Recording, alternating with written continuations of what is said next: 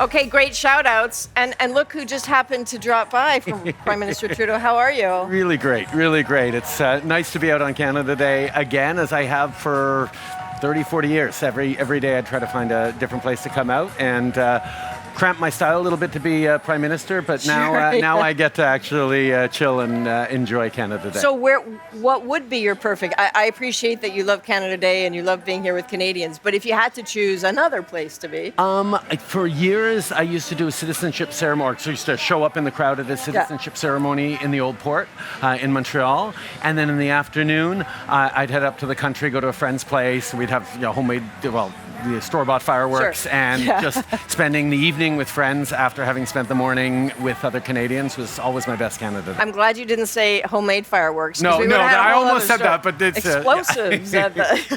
So one of the things that's interesting, we were talking about it earlier, every Canada Day seems to have its own thing, right? Its own vibe check. Last year was very clearly people were talking, after the whole elbows up thing, talking about being Canadian. Do you have a sense of what this Canada Day feels like? I think this Canada Day is about Canadians remembering to really connect with each other. And not just with your circle, but actually lean into conversations with people from the other end of the country, from a different perspective. One of the things that we're missing most these days in general in the world is real conversations between people who are empathetic and open to each other. Canadians do that really, really well. It's easy to get drowned out by the noise, by the algorithms, by the polarization of politics. And stepping back from that and just connecting in a neighborhood, around a picnic table, on bar stools, these are things that we need to remember to do. It's important. I mean, I think it's why we're doing the shout outs. It's also really hard to do, right? As you say, you get drawn into it. And Prime Minister Carney was talking about the forces that are trying to divide within this country.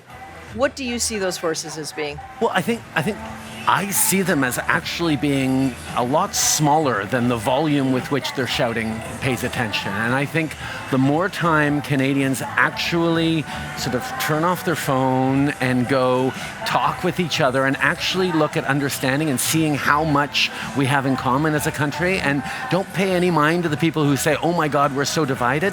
When you talk with Canadians, we're not. There's a few people, yes, but the vast majority of folks going about their lives, we live in the best country in the world, and sometimes it takes a conversation with someone who's totally different from you in all sorts of ways, but agrees with you on that particular point to remember it.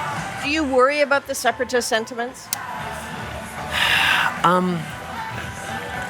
I think there are things to be alert to, but I don't worry as long as Canadians don't forget who we are. And who we are as a people is people who are open to each other and there for our neighbors. We help anytime there's a disaster, anytime there's a challenge, we step up. We've seen it 1,000,000 times.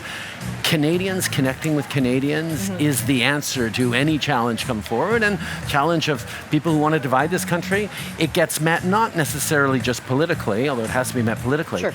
It gets met by Canadians remembering who we are. Are you ever tempted to sort of pick up the phone and yell at anybody? I got to do that for 10 years. I'm now happy to take a step back. I still have lots of people call me for perspective and advice and stuff, and I'm happy to give it quietly. But in general, I look at the amazing folks who are working so hard to continue to build this country, and I just wish them all the best and encourage them wherever I can. Alrighty, a shout out from you. Is there someone who made your life better? Nobody you've ever heard of. Okay, I like it. There are thousands upon thousands of political staffers in all parties who work really, really hard to make sure that the MPs and the ministers and the opposition critics are able to function as the face of everything they're doing. But I hope that they all take today to remember what a great country this is, and chill and celebrate and relax, because too much politics, I can say that now from stepping back, being too absorbed by politics disconnects you from what is sometimes the best about just being a regular Canadian, having a beer and a chat on a porch about this great country we live in. That sounds like a pretty healthy way to spend the day. Yeah, really. All right, you name the porch and we'll figure out the beer. I'll be there. All right, thank you very much. Thanks so much. Thank you, sir.